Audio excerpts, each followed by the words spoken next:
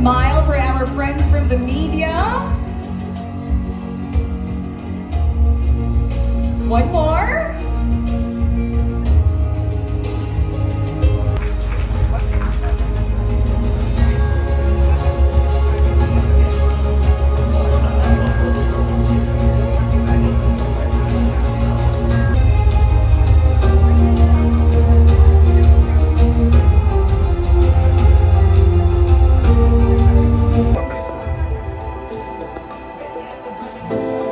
Once again, awardees!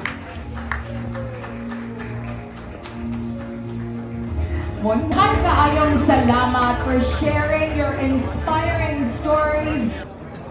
3, 2, 1. Sir, good afternoon po, sir. Sir, bakit po natin na-come up itong magazine po natin for today na launching? Actually, yung plan ko talaga for Prima, nag-come up kami ng mga magazine, pero nag-start ako ng 100 years ng Prima. Supposedly, it's a milestone every 5 years. But last year, hindi ko nagawa because nag-launch ako ng another project, which is yung Progresivo.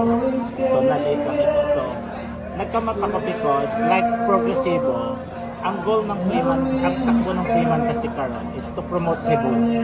In every aspect, ipopromote natin yung Cebu. In terms of tourism and now in business. Because yung mga na-feature man natin or the business industry, kasali man sila sa nag-help para mag-grow yung Cebu, diba? Kasi ang Cebu pa, paganda ng paganda. Since nag-start ako rito 2004, nakita ko yung growth ng Cebu. And yung growth na yun, hindi lang naman sa, kumbaga, lahat ng mga Cebuano na tulong-tulong for that, or para maka-reach natin yun. Di ba parang kung tutusin tayo next to Metro Manila na yun.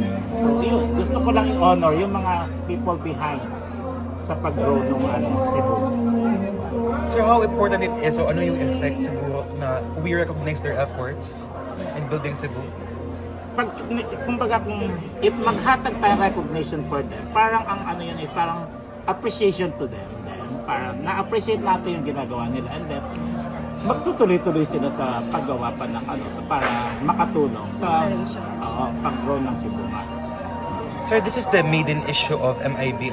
What is the setup of this? Is this the next publication of the magazine? Actually, it's not naman na series na siya or Actually, ang plan ko talaga is to have magazine every milestone years ng Freeman. Nag-start kami yung 100 personality, Cebuano personality. That was 2019.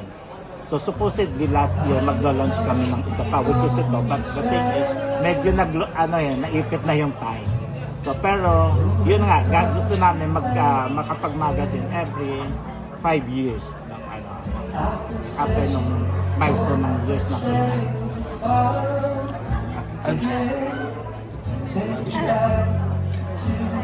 Yeah, will there be a women in business?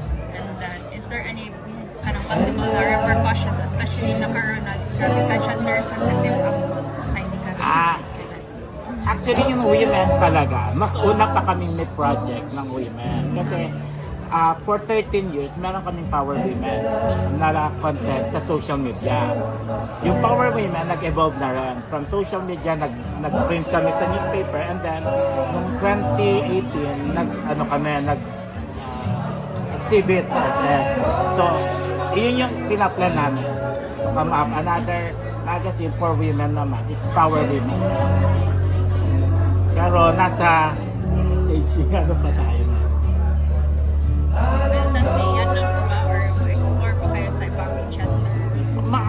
Hindi lang ako, kasi nga sabi ko Cebu kasi kahit sa aspect, ang ganda-ganda ng Cebu. I'm not from Cebu, but 21 years na ako. So, napag-kumpara ko siya from Manila to Cebu. Mas maganda maganda Cebu. Maganda ang Cebu. Diba? 3 hours na Akanay Beach. Diba? Kung gusto na tayo ng provincial, na tayo mga booking.